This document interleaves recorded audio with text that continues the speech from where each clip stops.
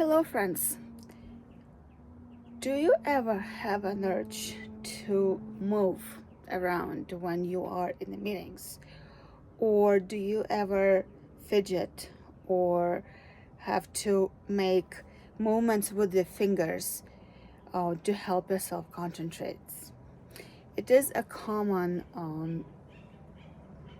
I don't want to say problem because it's not a problem. It's a common characteristics that many of adults and children have. The way that I go around this issue is because I have that sometimes is I go for a walk if that's possible. If it's happening when you're having a meeting, then perhaps your team can have a walk meeting and discuss items and generate ideas, brainstorm ideas while you're walking. In my case, I jump on the treadmill or the elliptical machine, or just walk outside and walk. The other option is this one, and that is embroidery or crocheting or knitting. And despite what you might think, it is an effective way to keep your fingers occupied while your brain processes information. I found this in action when I became a member of Embroiderers Guild of America, and during our meetings we have discussed several topics which were dictated by protocol that we have to discuss, but everybody is working on their projects when we're doing that, and they are productive discussions, and insights and action items do come out of those meetings, despite what you might think. And there is science behind this, and that says that we are really bad multitaskers.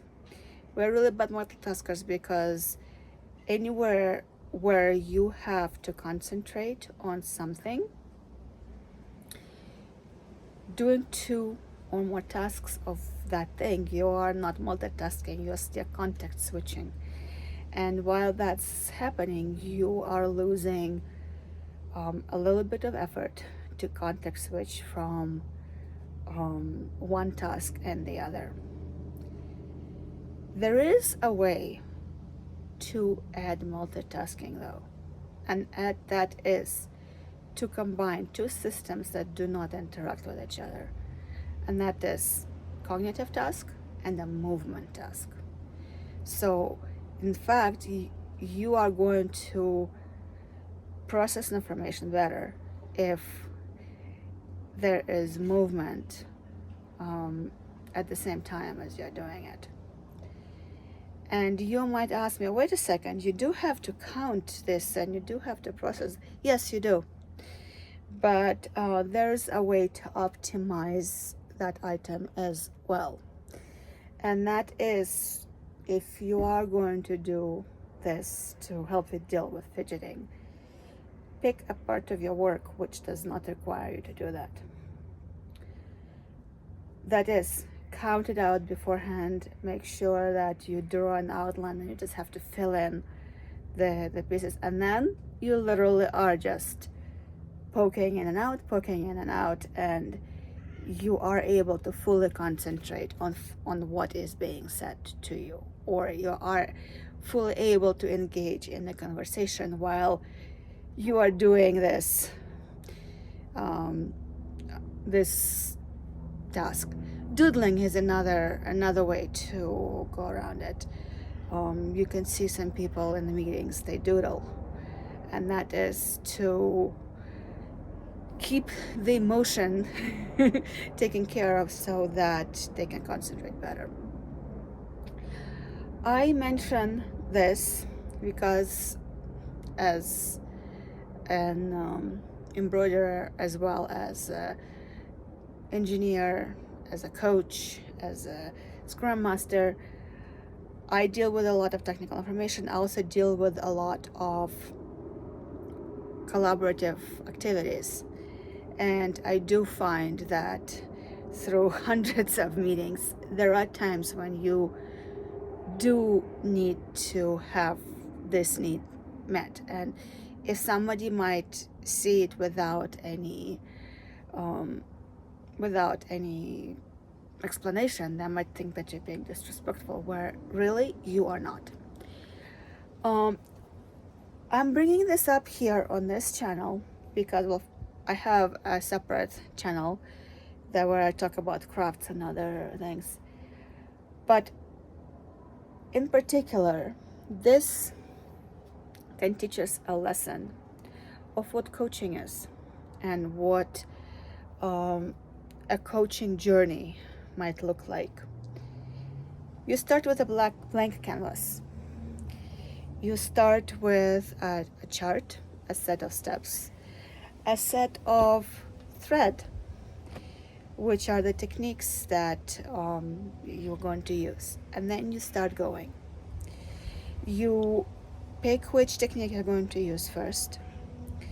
You look at the chart, count out where you poke first, and you start embroidering. Then the first knots come.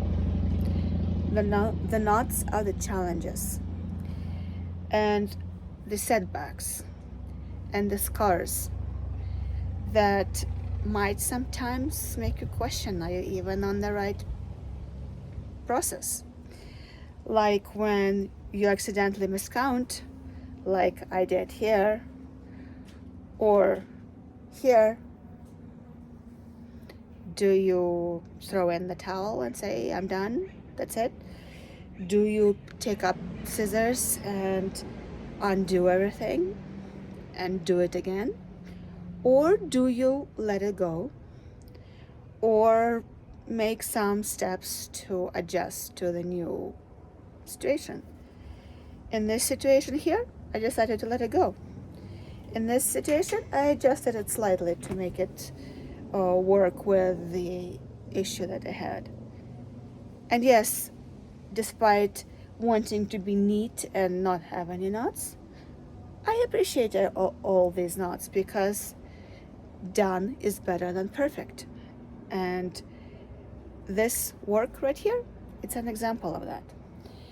So whether you choose to embroider, crochet, doodle, make cards, do paper arts, paint, or do any other form of art, it does not only help you concentrate. It does not only help you make more space for yourself. It helps you go within. It helps you improve your concentration, because if you're working on a complex project, you have to have that. You have to have attention to detail. You have to have patience and dedication. And you know what? It does pay off at the end. Thank you.